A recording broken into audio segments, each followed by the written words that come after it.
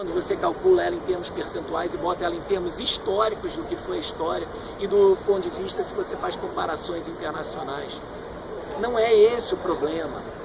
Isso é importante porque, assim, não adianta ficar dizendo, parar a discussão aqui, por exemplo. Se eu chegasse para vocês, então vamos lá de explicar para o governo que não existe isso, que ele está querendo justificar um corte de gasto para pagar uma dívida que está descontrolada.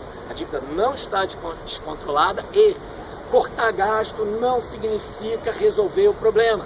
Porque, na verdade, se você corta gasto, você piora a situação fiscal do governo. Porque se o governo corta gasto numa situação de recessão, ele aprofunda a recessão.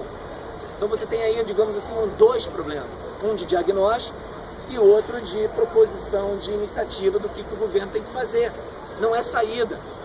Mas eu diria para vocês, eles sabem disso.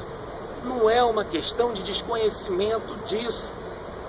Por isso que a discussão não termina numa discussão econômica. Não termina.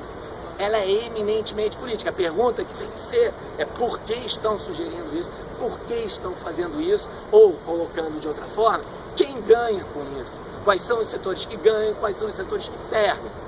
Tá? Esse é o ponto, isso é o relevante. Agora, isso você não responde por uma discussão de política econômica.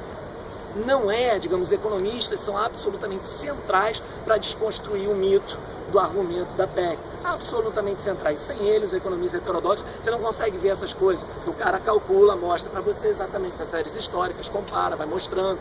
Né? O cara usa um conceito de dívida bruta e o cara vai te explicar, olha, dívida bruta não serve. A PEC usa o conceito de dívida bruta.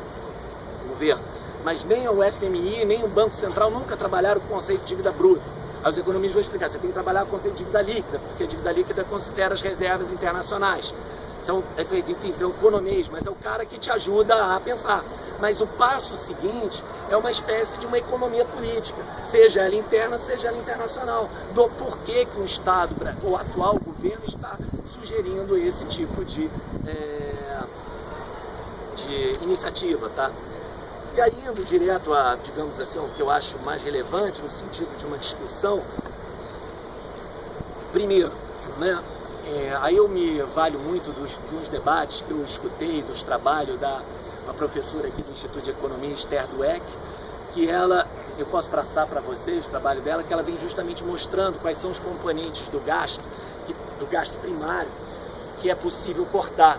E ela mostra claramente que incide sobretudo sobre saúde e educação.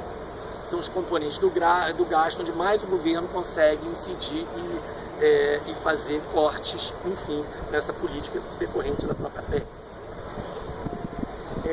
Nesse caso, se você estanca, coloca um teto para gasto em saúde ou gasto em educação, e se o PIB cresce, e se há um crescimento populacional, o gasto per capita e o gasto por PIB vai diminuir ao longo do tempo, como a gente falou no início, discutiu no início do período.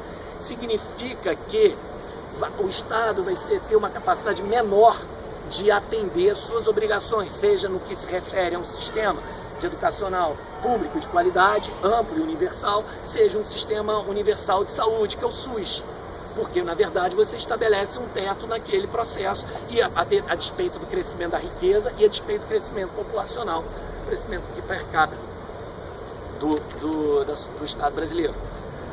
Então, quem ganharia com o congelamento dos serviços públicos de saúde e educação? Quem ganharia, digamos assim, com o fato do Estado não prover